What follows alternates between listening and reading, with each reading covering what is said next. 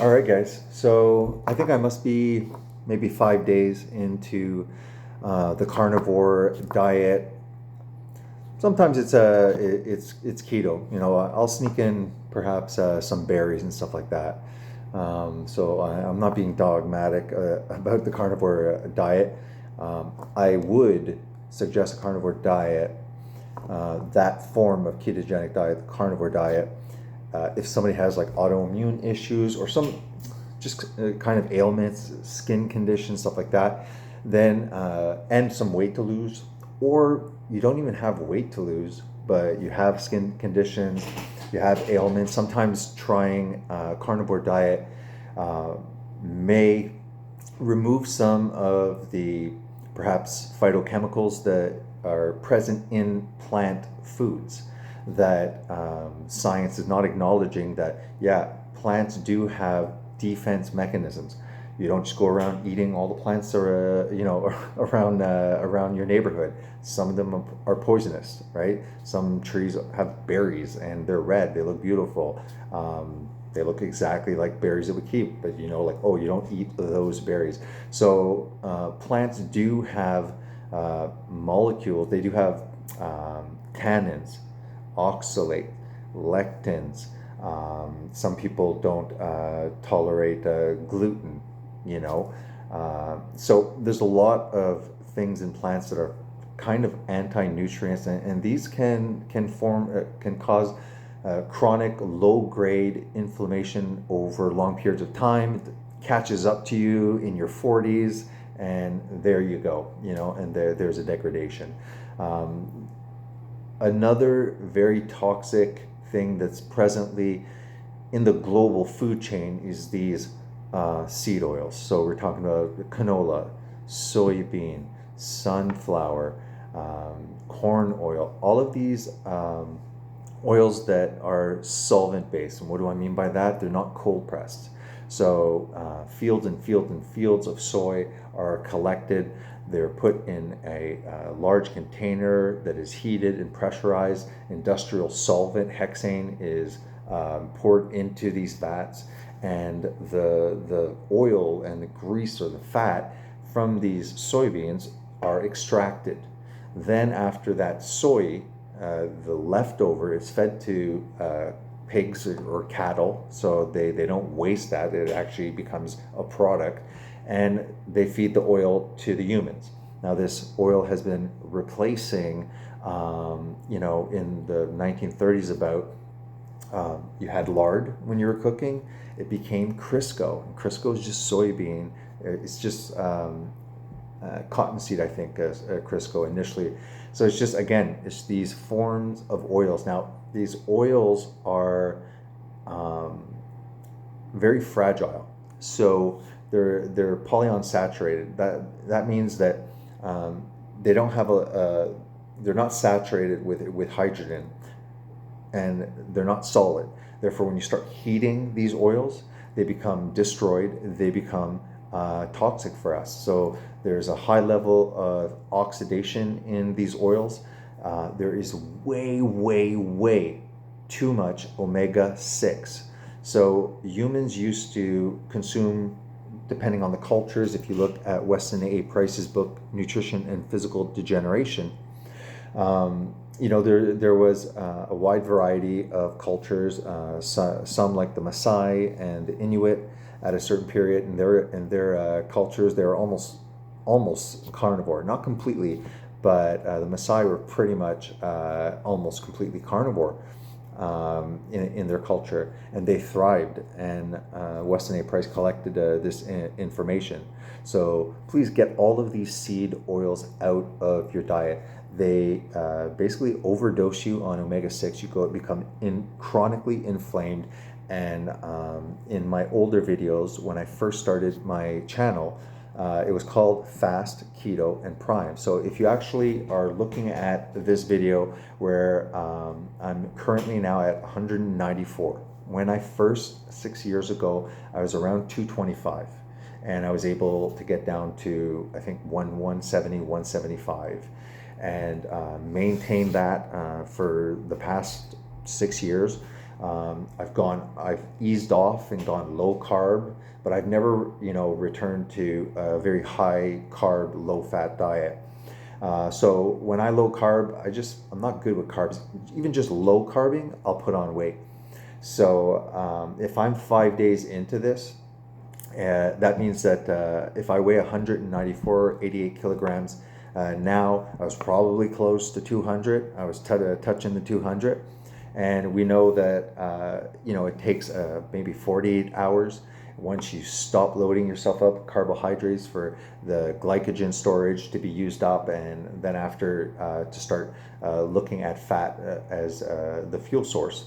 And what else? Okay, so I worked a 12-hour shift today. In the morning, I had a coffee with cream and some stevia. Okay, probably better just to not use these sweeteners. I promise I'll get off of it. Please, you should shame me for using artificial sweeteners. But at least stevia is a plant. But whatever. The aspartame and stuff like that. That's is definitely horrible. I think the lesser evil would be stevia, but unfortunately, when you buy the stevia, often you'll see they're still adding a little bit of another component to it. So you got to watch stuff.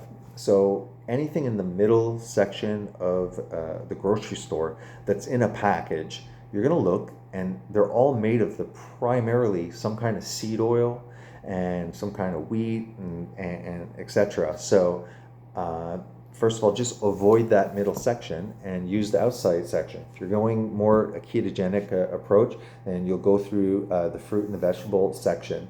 If you're doing carnivore, then avoid that section. If you have ailments and you're trying to use a carnivore diet as a elimination diet to eliminate the food, see if the symptoms disappear or improve, and then once you are better, you can decide to continue this because you feel great on that diet, or you can start incorporating other, like let's do some liver.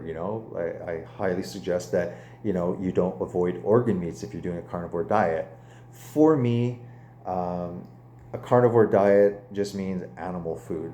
So sometimes I'll be very restrictive, but it's just because I understand the biology behind weight gain and food. So if I really want to lose weight quickly, I did an older video and I lost 15 pounds in a month. That's pretty good. I also eat when I'm hungry, so I don't eat meals just because it's breakfast, lunch and supper. I eat when hungry. So I know that I'm definitely in ketosis right now because I didn't think of food at all. I'm currently not hungry. That means I got up at 6 in the morning and it's currently 10 p.m. Did a 12-hour shift. It was super busy in the emergency room. I was calm, focused, didn't think once of eating anything, and I'm still not hungry. So I'm going with the flow. This is usually what happens when you enter a ketosis. You start having access to, the fat, your body fat. Now, I did an older video, okay? I'm telling you, all of my older videos are all about this. So if you're interested and you're just looking at my new channels where I'm like getting my act together, bringing that 194 and bring that down to 180, probably within a month to a month and a half, I will automatically, you will start doing intermittent fasting because you just won't have cravings for sugar and stuff like that. If this is the first time that you're trying a ketogenic diet, carnivore diet, do understand that there is an adaptation that takes about 2 weeks. You won't be the sharpest tool if you're used to eating sugar every day and tomorrow you avoid it. So there is a withdrawal of carbohydrate kind of symptoms that can occur. To ease yourself into the diet, if you're just kind of listening to this video and it's the first time, you're like, yeah, I'd like to try this. Buy yourself some potassium supplements. The food that you do eat, add some salt. Don't overdo it, but do not avoid salt, because when you're creating a low carbohydrate environment in your body, You're creating a low insulin environment in your body. It has many different things that it's doing, and this change actually will cause your kidney to start eliminating sodium much more quickly than if you're doing a high carbohydrate diet. So it all depends. I might decide I'll do some lean steaks, therefore I'm avoiding carbohydrates. And because I have a lot of fat on my hips right now, I will just eat some lean protein for a few days, and I'll be fine with that. The body will tolerate that fine. The fat is going to be used that is on your body. You're supplying protein. If that protein, if you eat enough of that, some of that protein is going to turn into sugar, and that just maintains, somewhat your glycogen levels in your muscles and stuff like that. So I'll be doing these videos daily or every few days. Try and keep them fairly short. I'd like to encourage you again. My channel has a lot of nutritional information in the older videos. So I think it's worth it now that I'm getting my back into the game. I'm thinking about eating. I'm motivated. I'm not going to cheat anymore. I encourage you to in the comments to come on this journey with me as well. During live streams, feel free if you're interested to come on and we'll talk one-on-one. I do have a Patreon, so you can see that on my channel on the top. Patreon, it's like I think $3.50 or $5 a month Canadian, and there I can coach you one-on-one. I'll give you my personal contacts. You can text me all day. We'll troubleshoot your individual issues that you're having, things like that. So this is the sausage, the Italian sausage that I bought from the butcher. If I'm hungry, probably not going to use this. It's too late. I'm not going to dirty a pan. So if I do get the munchies between now and tomorrow morning, I will put a little bit of cream in the blender, maybe 4 rye, click, click, click, put those in, a little bit of cream, grab a handful of frozen sliced berries, pop that in. Handful of that is not that many carbohydrates. And if I really have a sweet tooth, maybe a few, stevia packets in there, and a little bit of water, and just blend it up. It tastes like a smoothie. The more that you avoid carbohydrates during this weight loss period, good things will happen. If you have insulin resistance, this way of eating will reverse that and allow your body to be resensitized in a way to insulin as well. I'm gonna cut it here. Basically, I was probably 200 pounds, 5 days into it.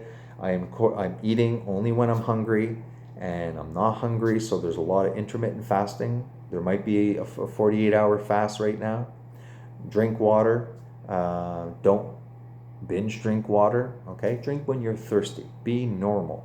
If you are water fasting and you think that you're flushing your system and you're drinking a lot of water, what you end up doing is you're going to just dilute a lot of those electrolytes. You're peeing them out. You're going to stimulate your kidneys, like this guy's like really chugging a lot of water. And it's like a diuretic effect. You're going to start peeing out. So you don't do that. So don't do things to the extreme. Sometimes you'll have some bowel movement adjustments, changes. That happens when you do a drastic change. So there is an adaptation, okay, where your body's like, where are the carbohydrates? And it takes a little bit time for you to be efficient at using fat or ketones as fuel, all right? There's no need to be extreme or cultish in these diets. What I preach is to just understand what the macronutrients are, what each one individually does in your body, what hormonal responses each of the protein, fat, and carbohydrates do, tell you to avoid those seed oils, and just, that's pretty much it. It might seem intimidating at the start. We've been lied to. Basically, everything about nutrition whatever they say, do the opposite. I'm serious. It is one of the greatest deceptions. It was like my unplugging myself from the matrix. When I started this weight loss, and it was so life-changing, and that's why I created literally this to share this with other people. So yeah, let's have fun. I'm here to help you guys out. I've had 5-6 years of experience. Don't do extreme things. The only reason that I would say like extended fasts, like some people do like 5, 6, 7, 14. I know Peter at the church, he did a 21, another guy 40, and they were fine. They did. It's crazy in my mind. For me, it's like, look, why are you doing things? If you're really sick, then doing more prolonged fasts safely, I would suggest it, because you'll activate autophagy, which is a natural healing process in your body. There's 2 books. There's one, The Complete Guide to Fasting with Jason Fung. So if you're interested in fasting, I suggest that you look at my older videos, and I suggest that you buy Jason Fung's and Jimmy Moore. They're co-authored the fasting book, The Complete Guide to Fasting. I believe that's what it is. Read it up so that you're doing it safely. Okay, there's no need to do extreme things, because if you're outside exerting yourself, let's say sweating, it's sunny, and you're doing these fasts and stuff like that, like some people will be overexerted just with eating tons of carbs, let's say. Now, maybe you're only 3 weeks into it and you're fasting, like calm down, take it easy, okay? Slow and steady wins the race. All right, guys, I'll update you guys tomorrow and do these little videos. Thanks. See ya.